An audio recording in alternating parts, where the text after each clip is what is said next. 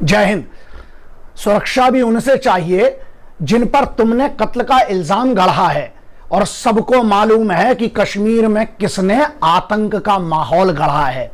अरे तुम्हारे तो गुप्तांगों पे गोली मार दे फौज, बस बात यह है कि उसके लिए वतन का और संविधान का सम्मान बड़ा है।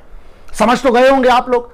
वो उन लोगों की बात कर रहा हूं जो सीआरपीएफ के आज ऑपरेशन हुआ, जहां पर उन्होंने एक बच्चे को बचाया और जहां पर एक बूढ़े को गोली लग गई, और वहां पर इल्जाम लगाया जा रहा है। और स्पेशली ये मैडम सुनो, ऐसा है तुम्हारा तो नाम ही गाली है, कोई तो किसी एक की होती है, तुम्हारा तो नाम ऐसा है कि तुम तो सबकी हो, है ना। लेकिन वही है ना कि आप महिला हो, और हम आज भी आपकी इज्जत करते हैं क्योंकि आपके पास वो एक बहुत बड़ा वीटो पावर कि आप महिला है, इसलिए बात नहीं है। अब यहां पे 2-3 मुद्दे आते हैं जो सबको समझना जरूरी है।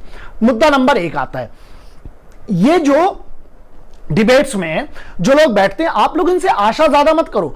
जो ये कहते हैं कि आतंकवादी उनको मासूम दिखता है, जो आतंकवादी के हितैषी हैं, 2 टाइप की है इसकी कैटेगरी। एक वो हिंदी वाला जो है, जो हिंदी में वक्ता है, और दूसरा कौन है, वो जो अंग्रेजी में। ये बहुत खतरनाक है, कुछ अंग्रेजी लेवल के जो आतंकवादी हैं, ठीक है। दूसरा इसमें एक पॉइंट ये आता है कि इनसे हम आशा ही क्यों करते हैं। मेरे लिए जो भी आदमी आतंकवादी को मासूम बताता है वो भांड है, चुरकट है, चिंधी चोर है, ठीक है। और इनकी जो हाईएस्ट कैटेगरी होती है वो होती है चिंधी चोर है साले ये, ठीक है। अब भाषा वो चाहे कोई भी बोले, बड़ा पॉलिश्ड बोले, चाहे कुछ भी बोले। बुंदेलखंड, भारत के बीच में बुंदेलखंड की एक बात कही जाती है कि मिल है सबको मिल है, गोली चली नहीं कि करन लगे साले काय काय, मिल है तुम्हें तो मैडम आज सबसे पहले मिल है। तो इनके लिए ये बहुत सिंपल सी चीज है कि इनको सुरक्षा चाहिए फौज से, है ना। बदनामी ये फौज की कर रहे हैं, और तुम लोग सबको पता है कि किसके खानदान ने बर्बाद किया है देश को, ठीक है। अब यहां एक तीसरा एक बहुत मेजर पॉइंट आता है, वो ये है कि हम लोग जितने लोग हैं, हम लोग, है ना, हमें यह समझना पड़ेगा कि कौन सही कौन गलत ये बाद में होगा। लेकिन इनके ये कौन से सूत्र है मैडम, मतलब तुम्हारे हिसाब से जो मैडम कह रही हैं, और जो ये साले भांड लोग हैं, जो चुरकट हैं, जो चिंधी चोर आतंकवादियों को समर्थन करते हैं, वो ये कह रहे हैं उनकी कहानी के हिसाब से ये हुआ कि सीआरपीएफ वाले तो निकले होंगे और आतंकवादियों ने उनको देखा और सीआरपीएफ वालों को कहा, अरे जीजा जी आप कहां जा रहे हैं, आइए हम आपका स्वागत करते हैं फूलों से, और आपका स्वागत हम करेंगे पान पराग से। लेकिन सीआरपीएफ को बुरा लग गया, सीआरपीएफ ने बोला नहीं ऐसे कैसे होगा, उनने गोली चला दी और उसमें सिविलियन मार दिया। अबे किस टाइप के हो अभी तुम लोग, बच के रहना हरामखोरों से। इनको तो सालों को कहीं पावर मिल जाए तो ये तो राष्ट्रीय पुरस्कार और राष्ट्रीय सम्मान की मांग कर लें टेररिस्ट लोगों के लिए। ये इतने हरामखोर है। और वही वाली बात है ना कि सुन, तुझसे वफा की कभी उम्मीद ही नहीं थी, क्योंकि तुम हो ही बहुत बड़े तुम हो, तुमसे कभी भी वफा की उम्मीद ना थी। बट बात यह है, हमने सोचा था कि तुम कम से कम मातम पे आके तो नंगा नाच नहीं करोगे।